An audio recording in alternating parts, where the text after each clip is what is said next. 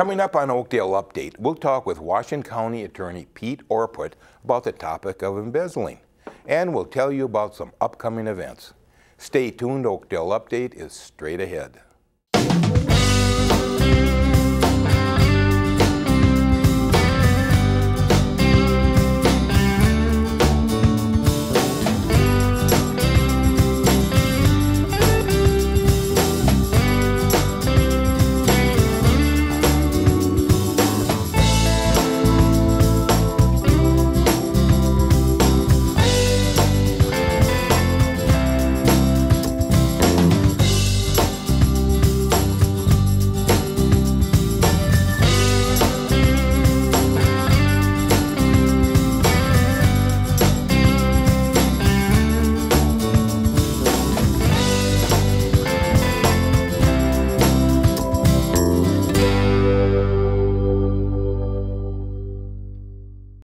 Hello and welcome to Oakdale Update. I'm your host, Frank Rossello.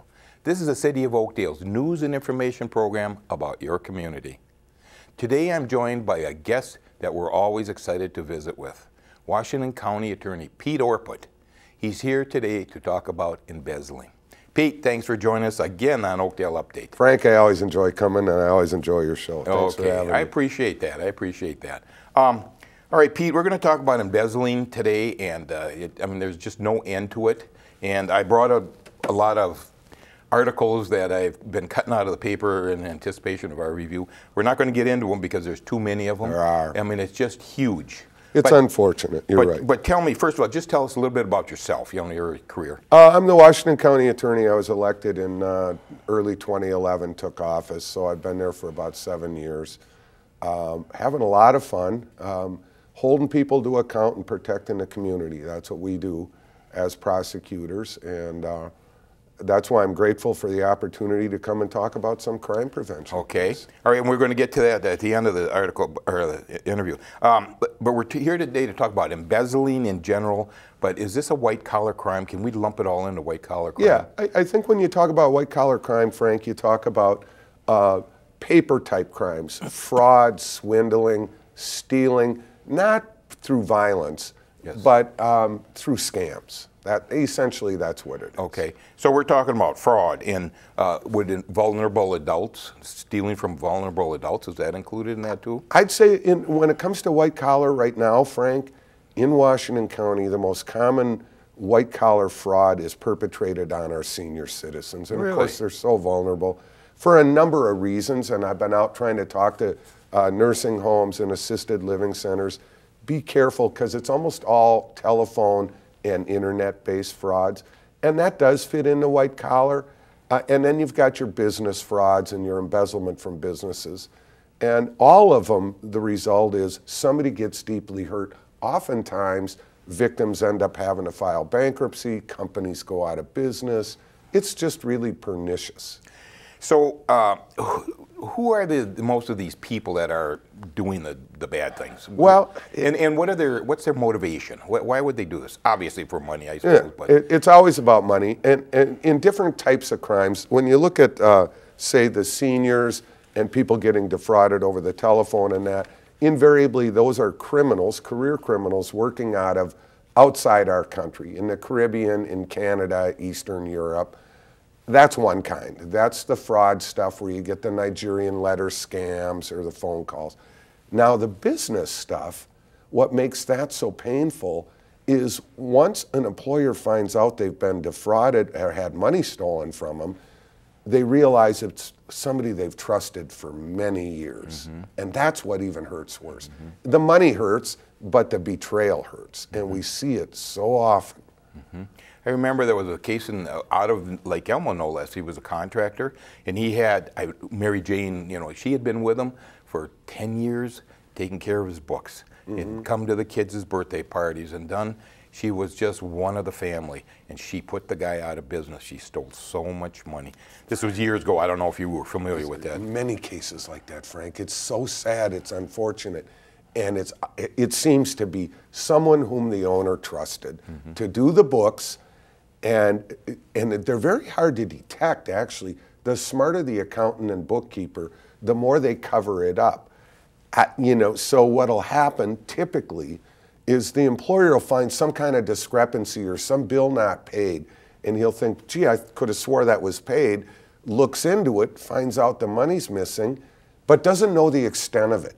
Reports it to the police. Some cops are good at investigating white collar, but most don't have that kind of training, accounting, and but they'll uncover some of the theft, bring it to my office, and I've got some very smart business accounting lawyers. Excuse me, they'll take it as far as they can, but frequently we end up bringing in forensic accounting firms, and when they uncover the theft, they find out it's years long and it's a good deal of money. Even though it starts small, and oftentimes is small, but when you uncover the final extent of the fraud, it's always in the hundreds of thousands, and often it's enough to drive a business out of work. This poor man, he took a check to the bank because the girl was sick, and so he took a check to the bank, he put it in his account, and they said, well, you only got $2,000, and he said, no, I got $10,000, and that was what opened it up. She had been stiffing him and stealing and siphoning money for years. You know, I think part of the problem, Frank, is we put our trust in our bookkeeper, our accountant, and we let them do it all, and then we don't pay attention to it, and that's when we get in trouble. Sure. My advice to business owners is think about having a full audit. Of course, you're going to need one anyway for your taxes and that, but, you know, ask for a deep audit. Every now and then, and at least 5 years, every 5 years, you might want to even switch auditing firms. And because what will happen is you'll only discover it by tripping on an error that the person stealing from you makes. And they're usually pretty careful, but invariably it'll come to an end. But if you let it go too long, you could be out millions, and the problem is you'll likely never see it back. Yes. So, okay, let's say that somebody discovers something is amiss at their business. So their first step is call the cops, and then how do you get involved? What happens then? Well, the police will investigate it if they can show any reasonable probability that there was some kind of theft, and typically it'll be something like a bill didn't get paid, or just some anomaly that comes through, usually from the bank, and the owner will go, gee, I thought that was taken care of. They look. They find out that was defrauded, maybe that particular payment never got made. The police will take it and they'll ask for more documents, but they usually bring it to us to do the accounting part of it. And we'll look, and when we see some fraud, it might compel us to hire a forensic accountant. For instance, there was a business right here in Oakdale, a very good business, retail business. They discovered that an employee had taken a couple $1,000, which is some real money, but when they looked deeper, it was more than that, but they couldn't tell how much more. They got it to us. We needed to know the full extent. My office paid about $30,000 in a forensic accounting firm to tear the books apart, and when they did, they realized it's $400,000 or $500,000. Wow. We ended up getting a lot of that money back, thank God, because the thief actually had assets. So at least I didn't make the county taxpayers pay for that accounting. But that's the kind of work it takes. They're intense. They take a lot of work. I've had some sad cases. I was telling you off camera once, Frank, that a recent one was a trusted bookkeeper, and it's usually that, who was doing the books for 5 really small churches in the St. Croix Valley area. And she stole from all 5. And by the time we uncovered it, it was only maybe less than $100,000, but the churches were at such risk of going under because of the tight margins. And, you know, what are you going to do with some, 70-year-old lady who's been stealing money? We try to find the right penalties. What we try to do is get the assets back. But, it'll frequently be someone you trust, and that's heartbreaking. But you got to do your due diligence on these. If you're the owner of a business and you really do have to pay close attention.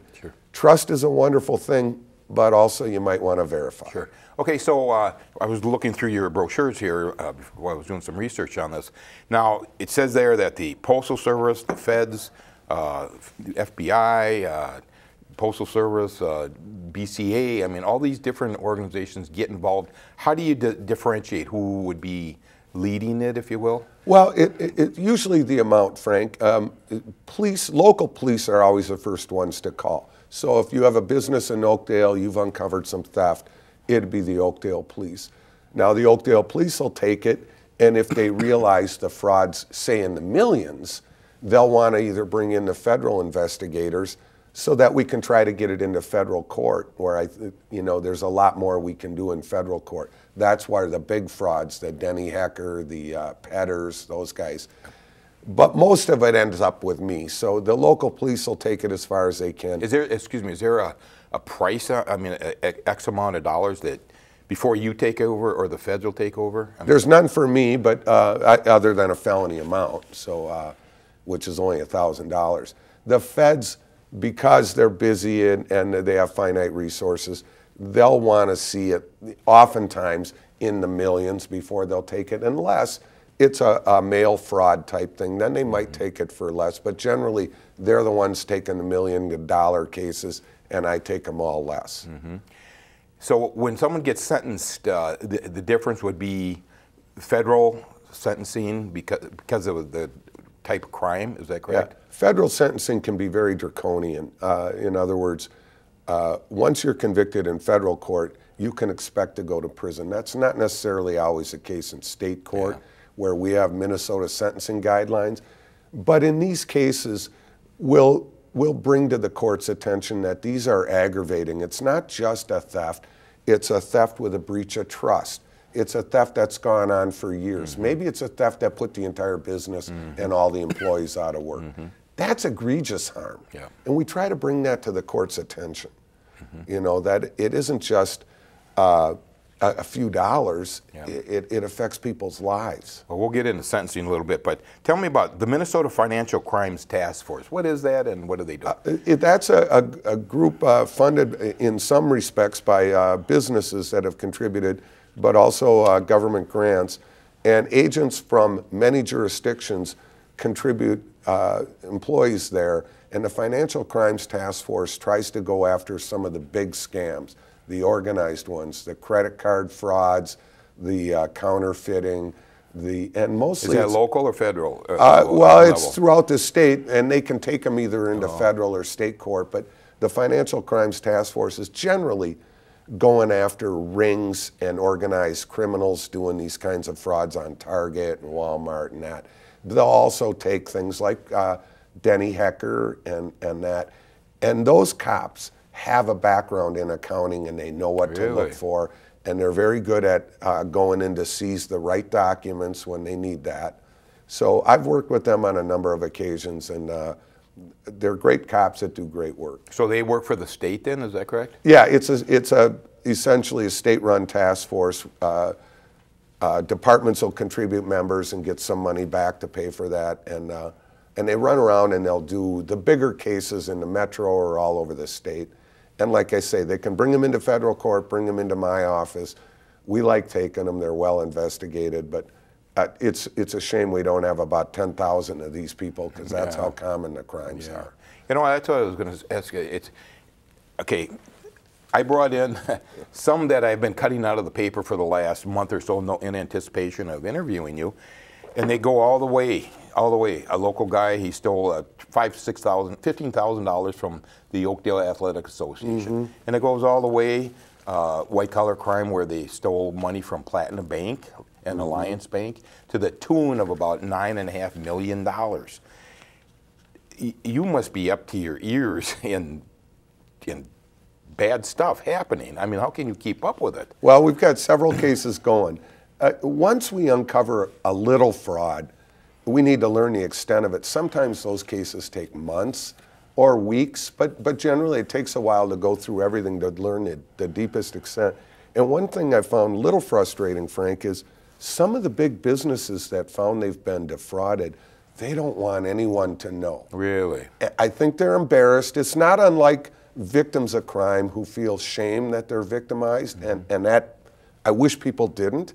And I've had businesses, a large corporation did not want anything to happen. They really didn't even want to help me because they were afraid it would, the world would know that they were defrauded, and therefore people think they're less astute, I guess. But I had a fairly big argument with the CEO of the company saying, if you don't let me hold the person to account, Sure. they'll just move somewhere else and do it to Absolutely. someone else. Absolutely. So that gets a little frustrating. Yeah. Okay, so let's talk about sentencing. And I'm just an outsider looking in, and I see these people steal millions and 1000000s of dollars, and they get nothing, in my opinion, nothing. Again, and as I told you off camera, every dime I've ever made, I worked for it. I did not steal. It did not work harder at trying to steal money than make money, you know. So anyway, the sentencing, I don't know, is there sentencing guidelines and all that? And in the sentencing part of it, what is your role, I guess? Well, I advocate that the criminal be held to account, but my first thing I advocate for is, can we make the victim whole? Can the perpetrator give any of the money back? And sadly, most of the people doing the stealing, they spend it. They spend it on luxury items. Oftentimes, they're gambling addicts. We've had a number of those cases where it turns out the bookkeeper is a gambler, and they've gone through hundreds of thousands of dollars, have absolutely nothing to show for it. So that's one thing I start by, is how can I make the victim whole? Then we have to focus on the punishment, because if there isn't punishment, everybody'd go do it in some Sure. respects. And like you said, Frank, sometimes it looks to people like the punishment doesn't follow the crime. In other words, if I stole $2 million and I get held to account and I'm told to go to jail for 3 years, if I did the math, that's like $300,000-$400,000 a year. Yeah, I might, for $300,000 a year, I might go sit in this jail cell and play Monopoly. Sure. And that's what it looks like to some folks. And I think part of that is evolved with, when you only have, say, 9,000 prison bed spaces, they want to fill those prison beds with the most egregious criminals. Sure. That's your murderers, your violent criminals.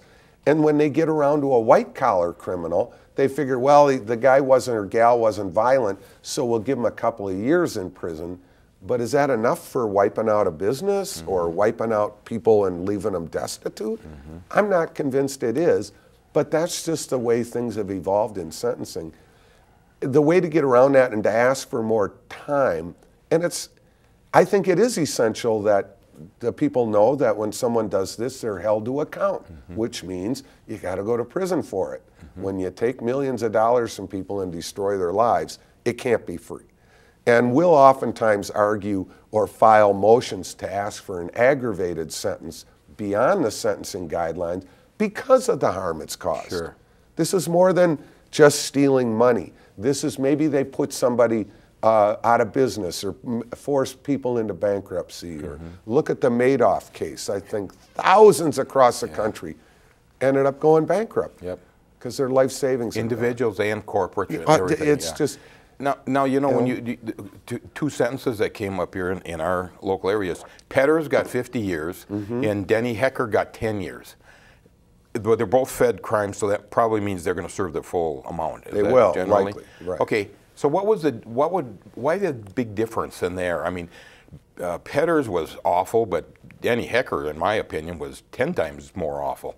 Well, you know, I know, and I wasn't there at the sentencing, and you probably weren't. I either. wasn't there either. You weren't there either. But what, off the top of your head, what do you think? Well, one is certainly the amount. I think Petters had huge amount. But two, I think the sophistication of the swindle and how many people did it affect. Really? Now, as I understand, Hecker, he defrauded like Chrysler and General Motors financing and stuff by playing these kiting games. Okay, well, can they afford to hit? Well, they can afford to hit more than, you know, someone like Joe Lunchbox like me or you, you know. And so Petters had individuals he had taken money from, investors, whereas Hecker was kind of going after, he was defrauding the corporate finance folks. I would argue that would be one thing, and another would be the extent of the fraud and the sophistication. You know, how sophisticated was it? Because that shows real intent. You know, Hecker just seems to me like a thief. He was just an absolute thief. A greedy, thief, you know, greedy thief. Malevolent. And you say about how did it hurt? I mean, he put a lot of his businesses out of business, his car dealerships. Oh, that's Joe Mechanic and Joe Salesman and thousands, all that. I think, thousands of people got affected by that one. And is 10 years enough? I don't know, Frank. I mean, I struggle with those too. That's for the judge to decide. My job is to advocate and let the judge know the extent of the pain caused by this thief. And that's what we try to do in sentencing. Say, it's not just green pieces of paper that are gone here. Sure. It's people's lives. That's right. Okay, now just another local one was Platinum Bank and Alliance Bank. They got stiffed by a local man. He was out of Lake Elmo, as a matter of fact, and it was very sophisticated. And anyway, he stole about $8.5 million from Alliance and about $1.5 million from Platinum Bank, and he got sentenced to 50 months, but he had to make restitution. What are the chances of this money coming back? Well, not only his case, but other cases. You know, that's the sad part of my job, Frank, is I meet with some of these victims and they say, well, I really need my money back. There's a very good chance these guys have gotten rid of it. Now, with amounts like that, he had to put it somewhere. So he may have invested in assets, oftentimes buying land in Costa Rica and that. And we can claw that back. That's what they call that, a clawback. Clawback, yep. We can get that back. And, but it takes a good deal of time. They're still working on trying to uncover the assets on Petters and Hecker. Still, there's lawyers, their whole job is to find the assets to make the victims whole. So this will go on for a long time. Who would be doing the doing the clawback? Would your office be involved in that? We do some on the restitution end. Oftentimes it'll shift over to the Department of Corrections or Community Corrections, who's ever got them on probation or in prison. Then they pick it up from there and try to work on that. If it's a big enough case, sometimes the court will appoint a receiver or somebody to go after the assets. At my level, it's usually the restitution gets collected through our community corrections folks. But it's a slow nickel, and you know, we do the best we can to get assets, and we do, and we'll forfeit them, and we've taken everything from houses to expensive cars and boats and stuff. But it's difficult, and I never think we fully make whole the victims. Sure. So the money that comes back, if the money you recover, does the county get any of this for your expenses? No, that'll go right to the victims. One case I did, again with this local retailer here in Oakdale, we did part of the agreement on this defendant who took a couple of $100,000 was you're going to have to pay that money back plus pay the forensic accounting costs. So the citizens don't pay it. And you know, as much as they say, well, I spent all my assets, when it comes down to it, they'll get it from someone or they have it stashed. But in this case, we will be getting our money back. Did we have to horse trade for it? A little bit, you know. In other words, the guy will say, look, you can put me in prison and get not a nickel from me, or you can work out maybe less prison and I'll give you some money back, which is unseemly, but sometimes if you're focused on the victim, you say, all right. When you're in horse trading like that, do you honestly believe, are they, because they got caught, is that is that why they're want a horse trade, because they got caught? And they got caught. Seeing what they can get away with? I mean, how to lessen the punishment, I guess, is what, I mean. You know, you look at, after you deal with people for so long, when people do get caught, that's when they share remorse. That's when they're sorry. And that's when they worry about, now I'm going to end up being held to account. And even though they say, and we can't find assets, when you get ready to send them to prison, all of a sudden assets come forward. All of a sudden. This is one where, like, I had a guy embezzled $20,000 from the Hockey Association.